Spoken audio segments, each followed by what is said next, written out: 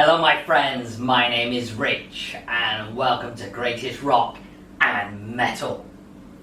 On Greatest Rock and Metal I talk about what are for me the greatest rock and metal albums, bands, gigs of all time based on my many years of listening to albums and going to hundreds of gigs. If you enjoy what you see, please press the red button to subscribe to the channel. It's free, it's easy to do, and I will be very grateful. Thank you very much. Okay, today the featured band is Rush. From Canada, the famous three-piece band of, here we have them, Geddy Lee, Neil Peart, Alex Lifeson. My introduction to Rush came in 1981, 40 years ago, 1981, I first heard on UK radio the song Spirit of Radio, and it was a live version, and straight away it's like, wow, what is this? I never heard anything quite like this before. And it was actually a very popular song in the UK. I think it got into the UK top 20 as a single, which is very rare for a rock metal band to achieve, and certainly for one that did not come from the UK. Around that time we were seeing the likes of Iron Maiden and Judas Priest and Saxon and Gillan getting songs, Whitesnake getting songs in the top of the charts, but not a band from Canada. And this came from an album which actually became the first album that I got of Rush, Exit Stage Left, which was released later in 1981. So I needed to find out more about Rush. And first of all, I needed to find out, is that a girl singing? I had no idea if it was a man or woman who was singing the song. And again, you got to think this is pre-internet. It was not easy to find out about bands in those days. So a little bit of history of the band. They were formed in 1968, but it wasn't until 1974, after their debut album, the debut album just titled Rush, that drummer Neil Peart formed the band, and they would remain together as a three-piece throughout a career that lasted many years. They retired in 2015. Like many bands in those days, they didn't have great success with their first few albums, but they hit it really big in 1976 with the album 2112, an unusual concept album that did really well from them and acted as a real springboard for the rest of their career. The biggest album, and the album that I'm going to be featuring today, is this one. It's the 40th anniversary also of this album, Moving Pictures, released in 1981, without a doubt their most successful and best-selling album. A little bit more history of the band. After 2112, as I said, it kind of springboarded their career, and they did very well with some of the subsequent albums, such as Moving Pictures, Permanent Waves, where they started to move away from their proggier sound and long songs. Now, they still had it, but what they did in the early and mid-80s is now they were compacting their songs, or compacting more of their songs. Like I said, they still had the longer songs, but they were making more 4 or 5 minute songs, and also they moved away from the fantasy style of lyrics that they kind of got into, the science fiction and fantasy style of lyric that were predominant in albums like 2112 and Fly By Night, and they moved more into lyrics dealing with life. Those of you who know about the band already will know that the main lyricist in the band, or the lyricist in the band, was the drummer Neil Peart, a very intelligent, well-read man who sadly did not live long after their retirement in 2015, and just a year ago, sadly, Neil succumbed to cancer, a great loss to the world of music. So, let's move on to more happier things and talk about the album Moving Pictures. It is a classic album. Many of the albums that I discuss on Greatest Rock and Metal are what I consider classic albums, and this is definitely one of them. I always choose my favourite 4 tracks. It's tough to do on this album, but there's only 7 tracks on there, and it kind of seems like to just pick 4 out of 7 seems a bit silly, but I'm going to do that. And really, even though this is a CD version, I'm going to pick all 4 tracks from what was considered side 1 of the album. Side 1 of this album is just considered absolute classic. It starts off with probably their most famous song, Tom Sawyer. Now, what's interesting about this album and the album that preceded it, which was Permanent Waves here, is that now Rush introduced a lot more keyboard synthesizer sounds into their music, and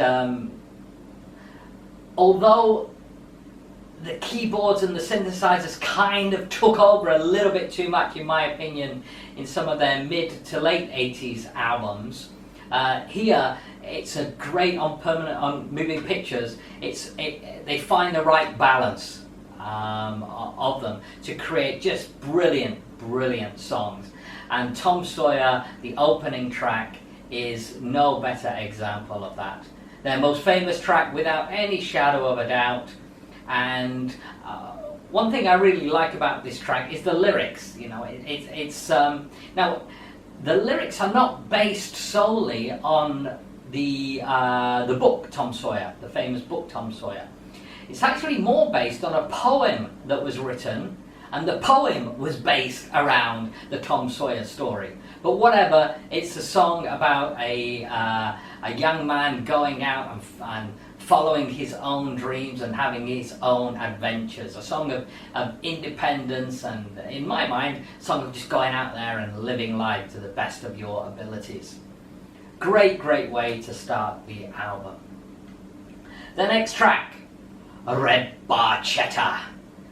This track starts off very delicately with a real delicate guitar build-up before it goes into the big riff and the tune of the song. Great song about a car, just the story of loving a car basically and driving a car.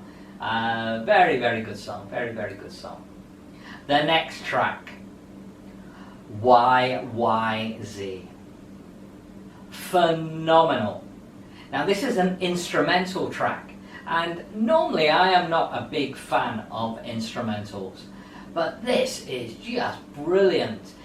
Now it has to be said, the guys in Rush, all 3 of them, are absolutely the masters of their instruments, and their ability to create music is just wow. Well, it's just unbelievable. Neil Peart was long considered one of the best drummers in the world, if not the best drummer in the world. And Yyz is a real showcase for all 3 of their abilities. One thing that I love about seeing Rush live and watching the many live concert videos and Blu-rays that they have is the amount of air drumming that goes on in their song, air guitar, air bass. It's everywhere, even air keyboards.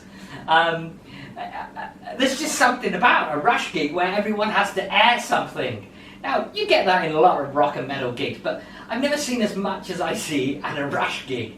And to me, that's a sign of a great musician. If you've got people out there just airing a tune, yeah, rather than dancing or headbanging to it, there's something about the musicianship that just is making you inherently want to be up there and playing it.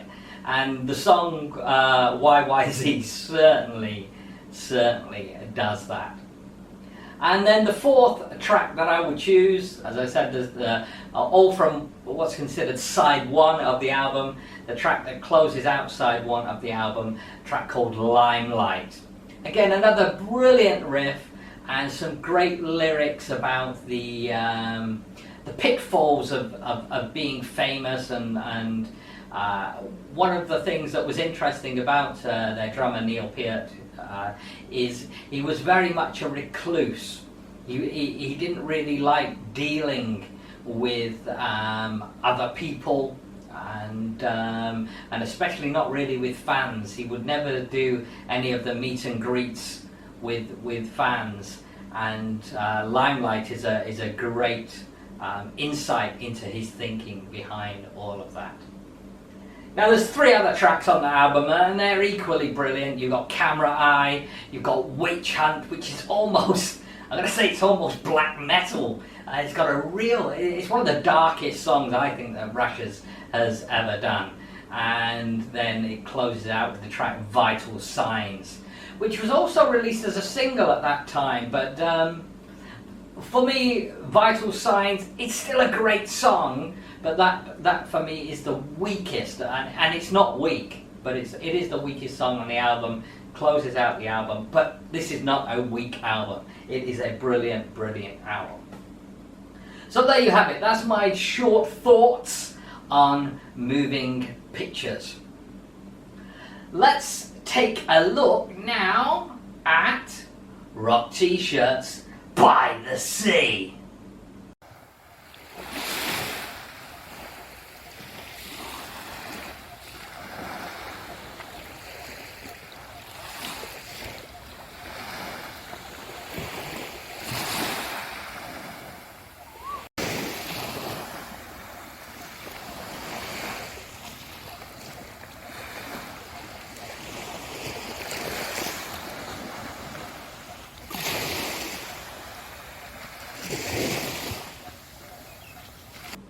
So what about seeing Rush live?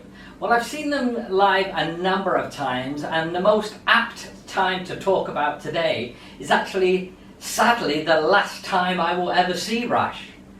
And that was 10 years ago. It was on the Time Machine tour, Time Machine shirt, and this is a Blu-ray that represents one of the gigs from that Time Machine tour. I saw them at the LG Arena, or most commonly known as the NEC, in Birmingham, UK. As I say, 10 years ago, 2011.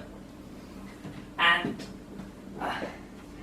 it's quite sad to think that I will never see Rush live again, because like I said, they retired in 2015, and after the death of Neil Peart, they've made it, Geddy and Alex Lifeson have made it very, very clear that Rush is no more now.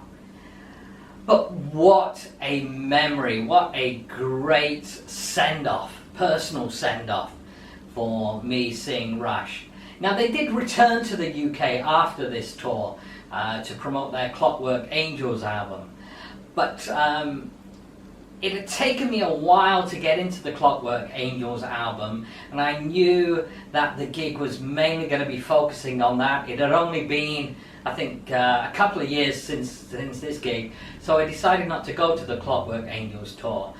Something I do now regret, because since that time I got more into the album, and actually I got more into the album because of watching a DVD of that particular tour.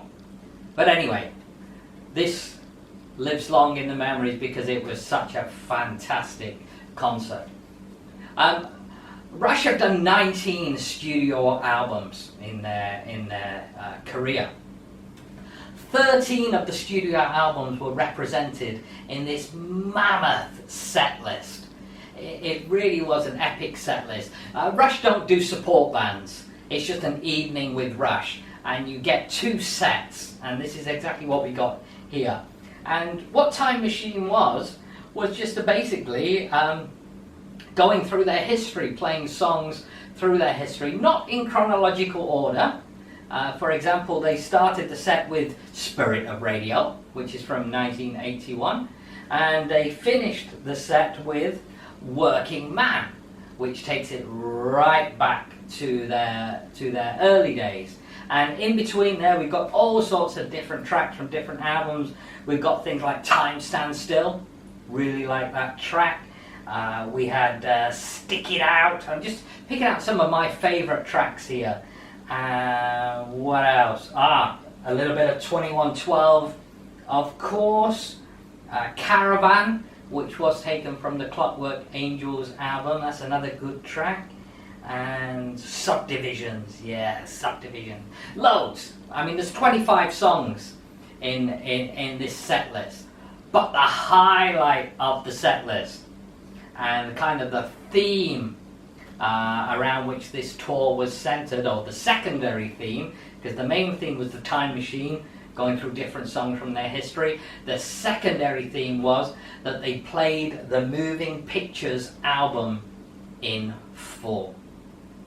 Brilliant. So pleased to have been able to experience this album being played live in full, and they did a fantastic job of it. One thing Rush realized very early on in their career, as they started to get bigger, is that they weren't particularly, how should we call it, an entertaining live band. They were brilliant at playing their tracks, but you've got 2 of the guys pretty much anchored to spots, because you've got Geddy who's singing and playing keyboards a lot of the time as well, and you've got Neil obviously anchored to his drum seat. You've only really got Alex Lifeson, who's able to move around the stage much and kind of interact with the crowd during the songs, and he did a great job of that.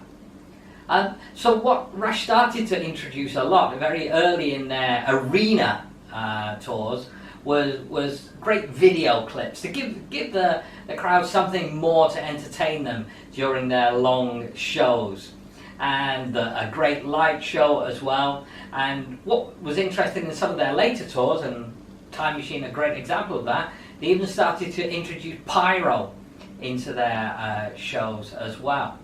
But one of the biggest changes for me, and this was real evidence at this gig, was how their personalities started to come out more in the latter part of their career. In their earlier days, they were just 3 musicians playing on the stage, and you get a feel a little bit for their personalities. But as time went on, and certainly by the kind of early 2000s and mid 2000s, you see them visibly having a lot more fun on stage, and that really translates to the crowd. Even though they were old guys in 2011, they're still very, very energetic. I mean, incredible the energy that they have to put into such a long set, and especially the way they play. You know, these are guys who aren't just tinkering with their instruments. You've got Alex giving it the big riffs. You've got Geddy who's got to concentrate on singing and playing bass and playing keyboards all often around the same time. And then you've got the powerhouse drummer who just gave it his all every single gig, and you could really see it and feel it. The three guys in Rush live were just phenomenal, and I am honoured to have been able to see them several times, and I'm particularly honoured to have been part of the Time Machine tour. If you've never seen the Blu-ray of this, get it. It's fantastic. It's probably, in my opinion, their best ever set list in terms of the full Rush experience. Now, yes, you see over here there's an R40, which was actually their final tour that they only did in North America. Now, R40 has got a chronological run through their history, but there was just something about the Time Machine's tour, the tracks they picked, and of course having all of Moving Pictures, that really made that a very, very special gig. So there you have it. That's my thoughts on Rush. If you've enjoyed watching, please press the red button to subscribe to see future episodes of Greatest Rock and Metal, and for sure future episodes that will feature Rush. And as always, I will leave you with my favourite 4 albums from their discography. Of course, Moving Pictures is in there. I really love their first album as well, just simply titled Rush. Now, many Rush fans, not so much with that, because this is when Rush were more like many people will call them a Led Zeppelin type of band in those days. They hadn't yet developed their prog influences. Their lyrics were a lot more basic, but I really love the songs on that album. I think it's a great, great album. And another album that I mentioned earlier, Permanent Waves, where you've got that amazing track Spirit of Radio. You've got tracks like Free Will, Jacob's Ladder, Natural Science Entrepreneur, another brilliant, brilliant album. And also the album that kind of kick-started their career, 2112. They are my favourite 4. I will admit that my love for Rush is very heavily based towards their output in the 70s and 80s. There are albums I enjoy from the 90s and 2000s, and there's a lot of songs, a hell of a lot of songs I enjoy from that period of time. But when it comes to albums, for me, their greatest albums live in the 70s and 80s. Okay, there you have it. Thank you very much for watching. Again, please subscribe, and remember, as always, we rock!